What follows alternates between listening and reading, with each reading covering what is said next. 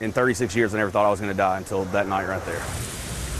The rushing floodwaters in Drew Owen's neighborhood on Friday swept up a handful of his boys' soccer balls. Wanting to be super dad, he ran out to grab them.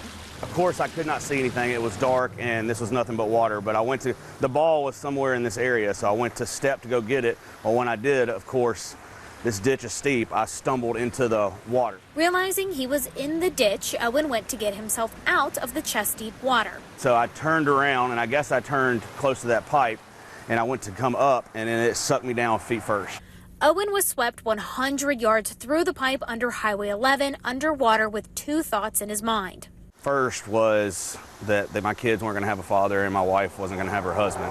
And then secondly, my dad's funeral was the next day, and I'm like, I'm literally going to die the day before his funeral. 45 seconds later, a tree branch is what saved his life. I came out, the water was still flowing, but I was able to grab a tree branch. And it wasn't a very big tree branch, and I'm a big guy, so I don't know how it didn't snap. It's a God thing. Owen's wife, Casey, and their three sons realized Drew had been gone for a while. It was 15 minutes later when he was walking back to the house, bruised and scratched, but thankful to be alive.